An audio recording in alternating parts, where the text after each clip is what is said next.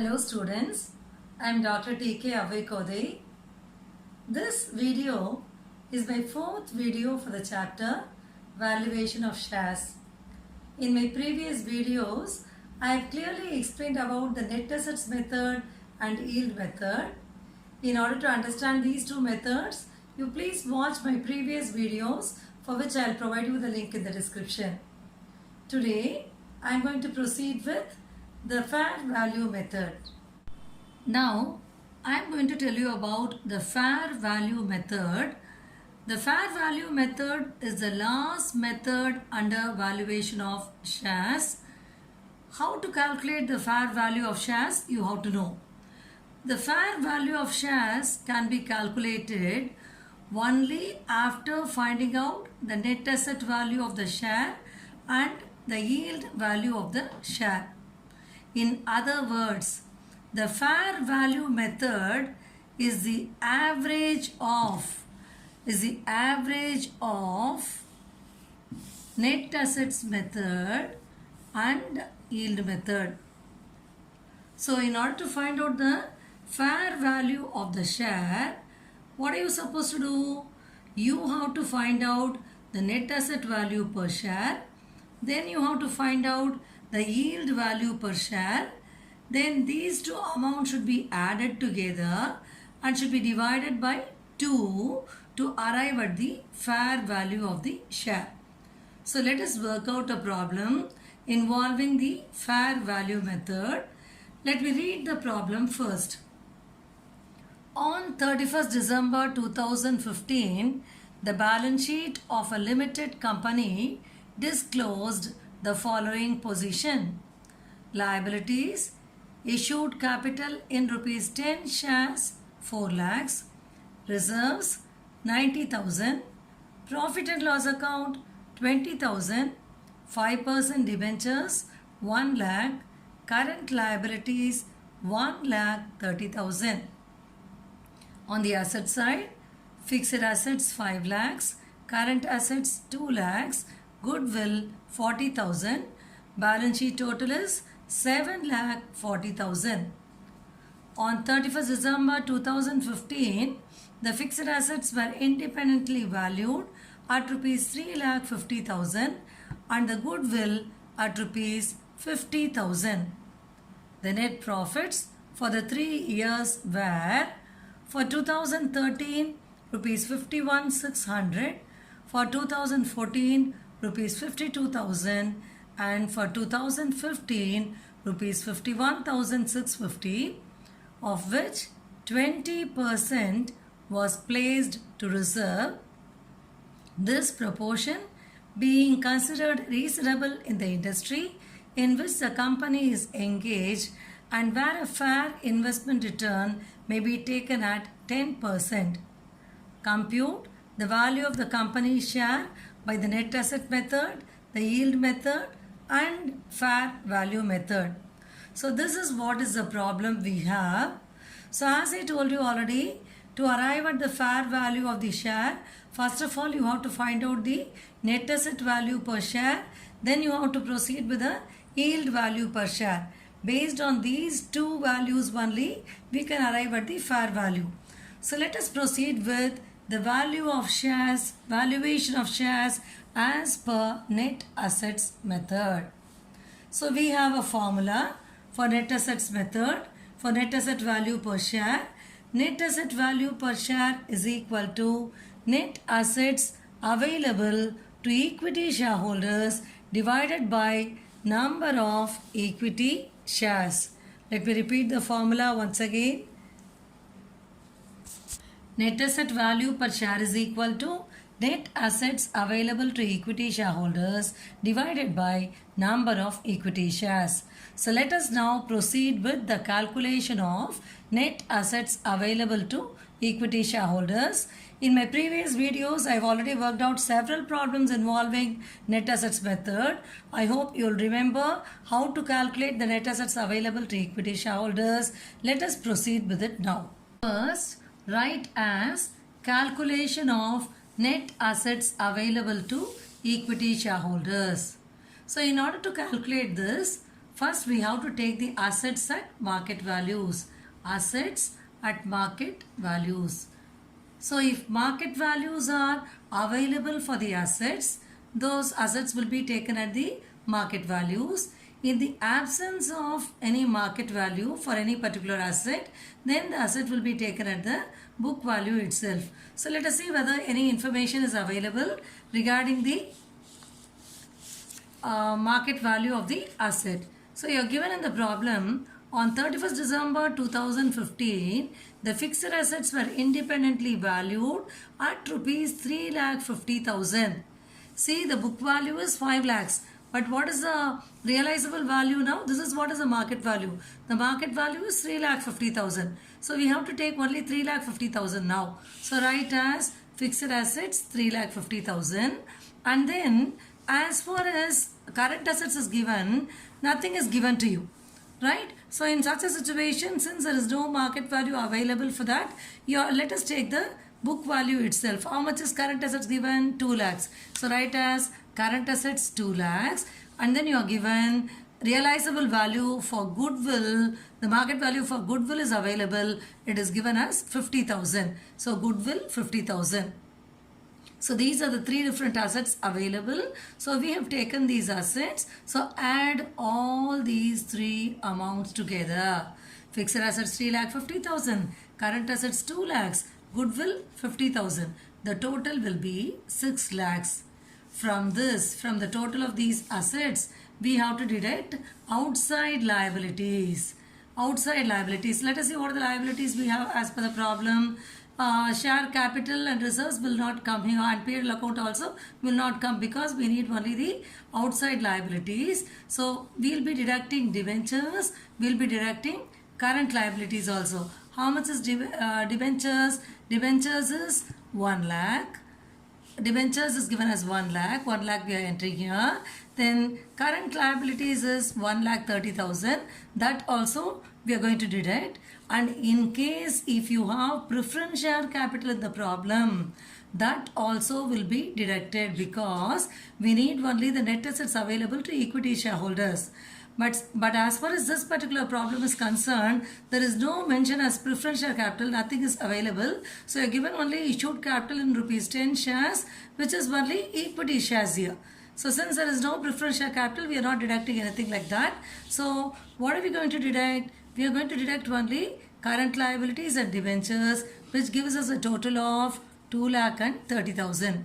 So from 6 lakhs, deduct 2,30,000. This will give us 3,70,000. So how will you call this 3,70,000? This 3,70,000 will be called as the net assets available to equity shareholders. Now let us substitute this in the formula. So what is the formula for the net asset value per share? The net asset value per share is equal to net assets available to equity shareholders divided by number of equity shares. We have already calculated the net assets available to equity shareholders. How much is that? It is rupees 3,70,000. It is this amount, 3,70,000. This has to be divided by the number of equity shares. Let us see how many equity shares we have as per the problem. You are given issued capital in rupees 10 shares 4 lakhs. Issued capital in rupees 10 shares 4 lakh, which means 4 lakh divided by 10, the number of shares will be 40,000 equity shares. It means 40,000 equity shares of 10 rupees each, 4 lakhs. So how many shares will be there? Equity shares will be there. 40,000 shares will be there. So net assets available to equity shareholders 3,70,000 divided by 40,000 equity shares. So this will give us the ultimate answer. The net asset value per share, as you know very well, it is also known as the intrinsic value per share. So 3,70,000 divided by 40,000 will give you 9.25. So 9.25 will be the net asset value per share. So I told you, in order to find out the fair value per share, first you have to calculate the net asset value. Then you will have to calculate the yield value. So now we have already calculated the net asset value. I hope you are clear with this calculation. Let us proceed with the next method, that is valuation of shares as per yield method. Again, in my previous video, I have already worked out problems involving yield method. I hope you'll remember the formula. Anyway, let me make you to recollect it. I'll write it here. Yield value per share is equal to expected rate of return ERR divided by normal rate of return NRR into paid up value per equity share.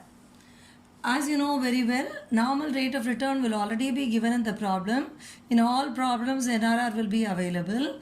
Expected rate of return only we'll have to find out. Again, to find out the expected rate of return, there is a formula. So what is the formula? Expected rate of return is equal to profit available for equity dividend divided by paid up equity capital into 100. Let me repeat the formula again. Expected rate of return is equal to profit available for equity dividend divided by paid up equity capital into 100. This paid up equity capital will be given to us in the problem itself. Then what are we supposed to find out? We are supposed to find out this profit available for equity dividend. So let us proceed with the calculation of the profit available for equity dividend now. First, write the heading, calculation of profit available for equity dividend. As far as this particular problem is concerned, 3 years net profit is given to you. The net profit for the 3 years were 2013 51,600, 2014 52,000 and 2015 51,650. So what are we supposed to do? First, find out the average profit. Let us do that first. Profit of 2013 51,600, profit of 2014 52,000, profit of 2015 51,650. When you add all this together, you will get 1,55,250. Now find out the average profit. Average profit is equal to total profit divided by the number of years. Total profit is 1,55,250 divided by 3 will give us 51,750. This is what is the average profit. From this, if you have any provision for taxation, that has to be deducted. If you have any transfer to reserve, that has to be deducted. If you have any preference dividend, even that has to be deducted. After doing all that only, you will arrive at the profit available for equity dividend. But as far as this particular problem is concerned, there is no information available regarding provision for taxation and all that. You are given some information only about transfer to reserve. So what is given? You are given 20% was placed to reserve. 3 years profit is given and is given that of which 20% was placed to reserve. So from the average profit, we will be transferring 20% to reserve. So write as less transfer to reserve 20% of 51,750. What is this 51,750? 51,750 is nothing but the average profit on which we are going to calculate 20%. So 51,750 into 20 divided by 100 will give you 10,350. This is the transfer to reserve. So deduct it. 51,750 minus 10,350 will give us 41,400. So how will you call this 41,400? This 41,400 will be called as profit available for equity dividend. We don't have any preference shares, we don't have any preference dividend, so we are not deducting preference dividend and all that. So whatever we arrive at now will be called as the profit available for equity dividend. Now let us proceed with the calculation of the expected rate of return. Expected rate of return. Expected rate of return, which is very commonly known as ERR. For ERR, I have told the formula already. Expected rate of return is equal to profit available for equity dividend divided by paid up equity capital into 100. So how much is profit available for equity dividend? It is this amount.